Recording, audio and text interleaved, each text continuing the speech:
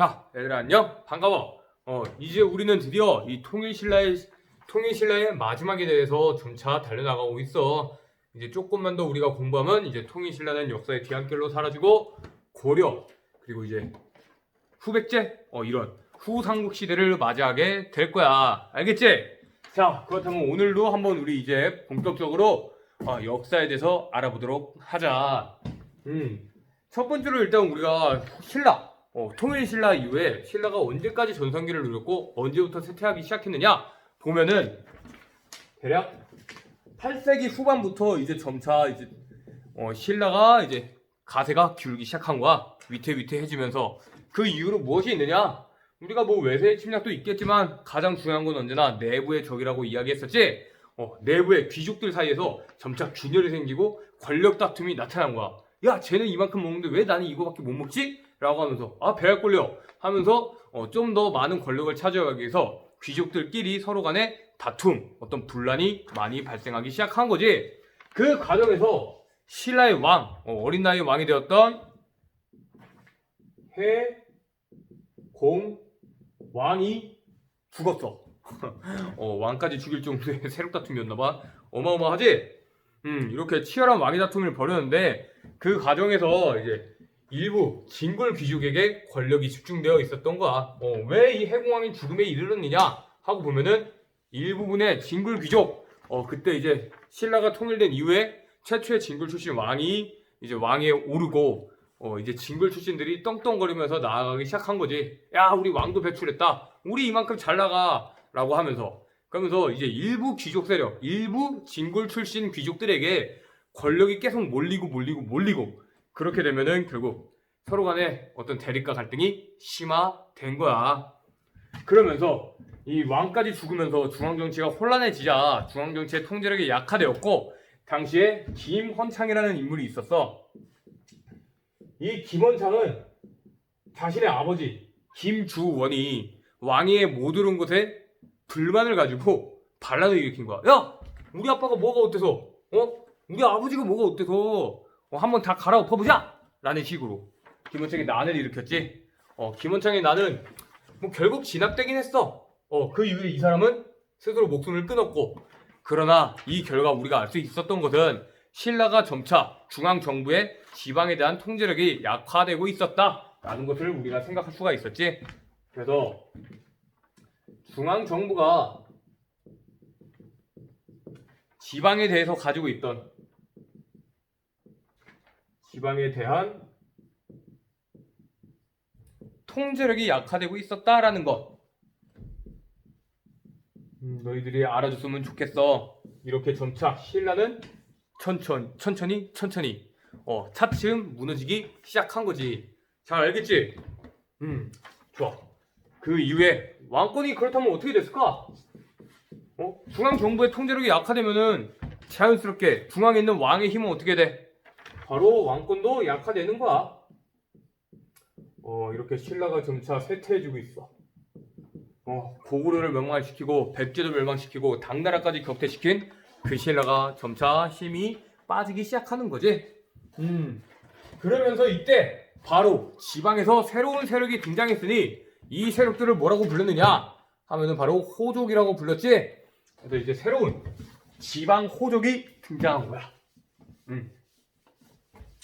그래서 이제 중앙 귀족들이 치열하게 다툼을 하고 과연 이 골품제라는 게 완벽한가 하면서 골품제라는 신분제도도 균열이 발생하기 시작하고 그래서 이제 지방 호족 세력이 등장했는데 처음에 육두품 세력이 등장한 거지. 육두품. 우리가 골품제도 얘기할 때 선생님이 성골, 진골이 있었고 그리고 이 진골, 성골, 진골 다음에 육두품, 오두품, 사두품이 있었다고 했잖아. 그래서 2골, 3품 이런 식으로 생각하면 될 텐데 이 육두품 세력은 진골 세력에게 밀려서 이 신라에 못 있겠다. 우리 당나라에 가서 한번 시험을 봐보자 해가지고 실제로 많은 인물들이 당해서 그 능력을 인정받았다고 해. 그 중에 이제 대표적인 인물이 누가 있었을까? 그래서 첫 번째 무슨 세력이냐?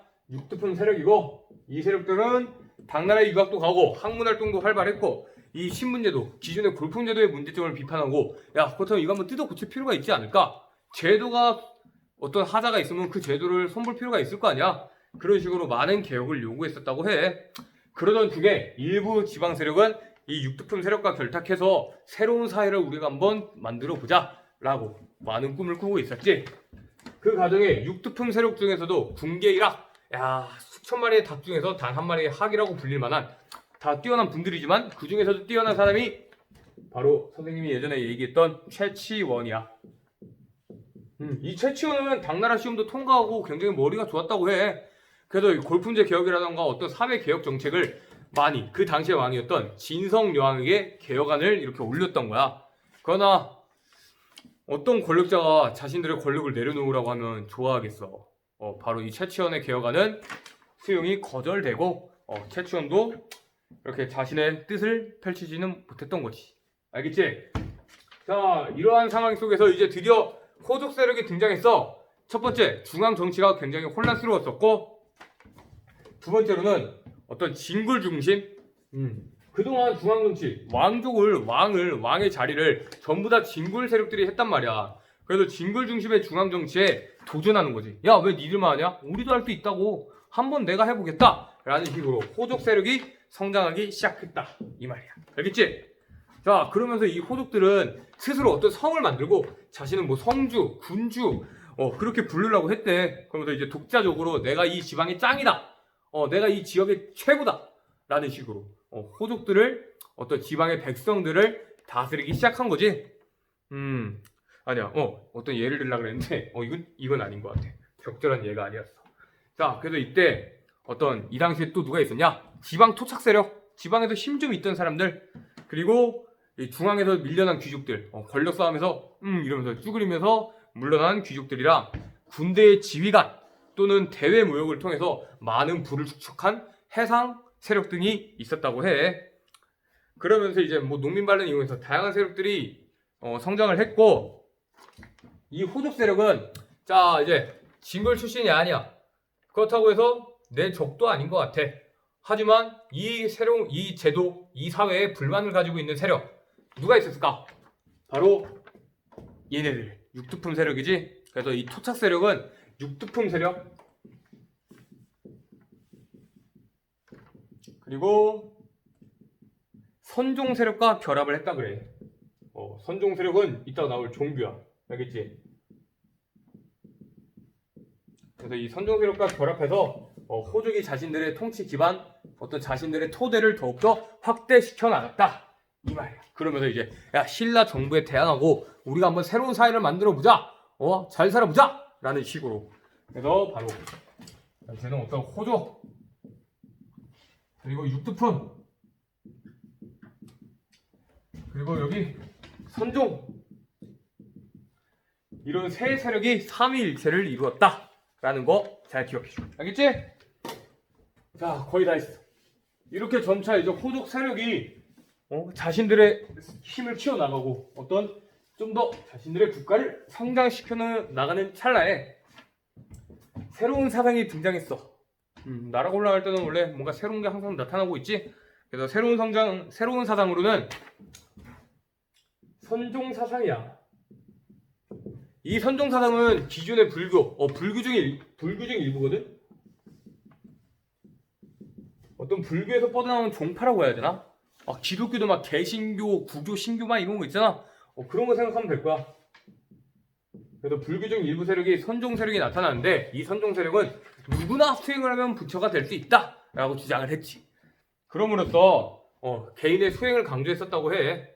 그리고 어떤 세력과 대립각을 세웠느냐? 바로 교종이라는 세력과 대립각을 세웠지. 그래서 이 선종은 수행을 하면 누구나 부처가 될 수 있었다 했고, 이 교종 세력은 그게 뭐가 중요하냐? 우리 바이블대로 가자. 교과서가 짱이야 라고 하면서 어떤 교리, 경전 등을 강조했다고 해. 그러니까 이제 사람들이 그 당시에 뭐 글을 읽는 사람이 많았겠어, 적었겠어? 글 읽는 사람이 적었겠지? 문맹도 많았을 텐데 언제까지 이 교리나 경전만 가지고 따질 거냐? 글이 반맥이 주냐? 라고 하면서 누구나 수행을 하면 이 부처님이 될 수 있다 라고 하는 선종 세력이 점차 힘을 얻기 시작했고, 또 호족이라던가 지방 백성의 호응을 많이 얻었대. 왜겠어? 글을 못 읽는 사람들을 위한 종교다 라고 우리가 깨달을 수 있었다 이 말이지.